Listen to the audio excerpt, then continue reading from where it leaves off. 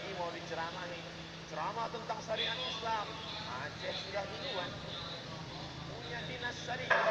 Bicara masalah wilayah hisbah, polisi syariah, Aceh sudah duluan.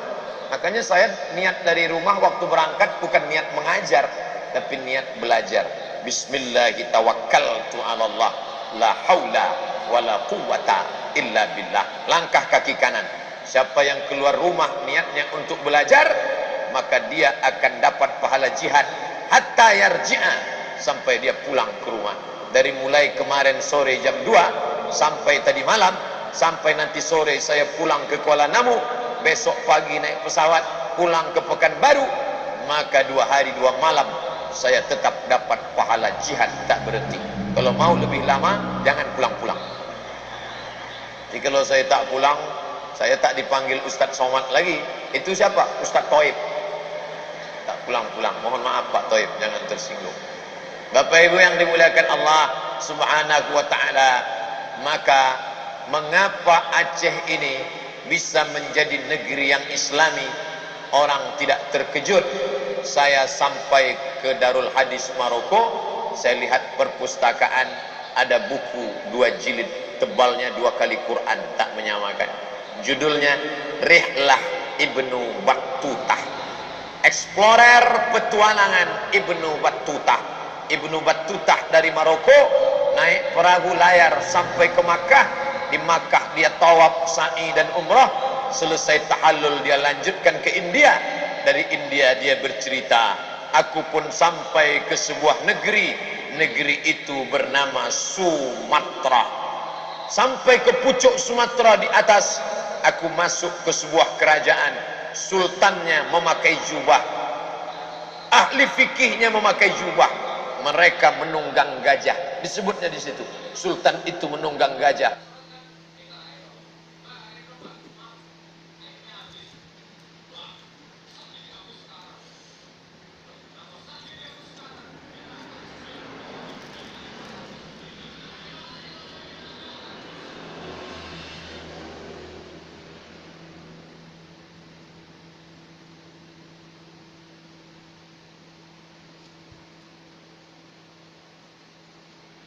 Dan ulama-ulama kalau dibuka orang melihat Aceh negeri yang islami, dia tak terkejut.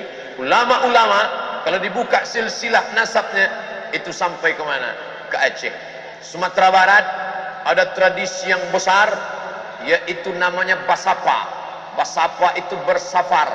Hari Rabu terakhir di bulan Safar, mereka pergi ke Ulakan dekat Pariaman, mengunjungi kubur wali Allah bernama Syekh Burhanuddin Ulakan. Syekh Burhanuddin, di mana dia belajar? Syekh Burhanuddin mengambil tarekat Sattariyah dari gurunya bernama Syekh Abdul Rauf As-Singkili. Singkili artinya singkel, dari Aceh. Orang yang pertama menerjemah Al-Quran. Al-Quran bahasa Arab, tak paham orang bahasa Arab, diterjemah Terjuman Al-Mustafid fi Ma'anil Quranil Majid. Quran Arab yang pertama diterjemah ke bahasa Melayu. Penterjemahnya adalah Syekh Abdul Rauf As-Singkili. Syekh Abdul Rauf Singkel punya murid. Muridnya yang satu pergi ke Sumatera Barat, itulah dia Syekh Burhanuddin Ulakan. Yang satu lagi pergi ke Jawa Barat, menjadi pengembang Islam di Jawa Barat, itulah dia Syekh Abdul Muhi. Syekh Abdul Muhi mengembangkan Islam di Jawa Barat, mengambil dari Syekh Abdul Rauf Singkili. Yang satu lagi pergi ke Sulawesi, dia adalah Syekh Yusuf Al-Makassari Tajul Khalwati. Itu pun 3 silsilah nasab: Syekh Yusuf Al-Makassari, Syekh Abdul Rauf As-Singkili, Syekh Abdul Muhi Pamijahan, Syekh Burhanuddin Ulakan. Semuanya mengambil dari Syekh Abdul Rauf As-Singkili. Saya melihat buku emak saya kecil, Perukunan Melayu. Bapak Ibu yang sudah agak tua, umur 60-70, belajar sholatnya dari mana? Perukunan Melayu. Perukunan Melayu itu adalah ringkasan dari kitab Sabilal Muhtadin, kitab fikih yang ditulis ulama dari Kalimantan Selatan, namanya Syekh Muhammad Arsyad Al-Banjari. Al-Banjari orang Banjar, As-Singkili orang Singkel, Al-Kutacani Kutacani. Ada namanya ulama Syekh Muhammad Arsyad Al-Banjari menulis kitab fikih namanya Sabilal Muhtadin. Sabilal Muhtadin orang Banjar Kalimantan Selatan sangat cinta kepada Syekh Muhammad Arsyad Al-Banjari, maka dibangun satu masjid besar, nama masjid itu Masjid Sabilal Muhtadin. Tapi banyak orang keliru. Syekh Muhammad Arsyad Al-Banjari menulis Sabilal Muhtadin itu adalah kitab syarah penjelasan. Kitab induk intinya apa? Intinya adalah kitab Siratal Mustaqim yang ditulis oleh Syekh Nuruddin Ar-Raniri, ulama Aceh, yang namanya diabadikan menjadi UIN IAIN Ar-Raniri yang berubah menjadi UIN Ar-Raniri. Maka berbicara Islam adalah berbicara Aceh, dan Aceh adalah Islam, simbol kejayaan Islam.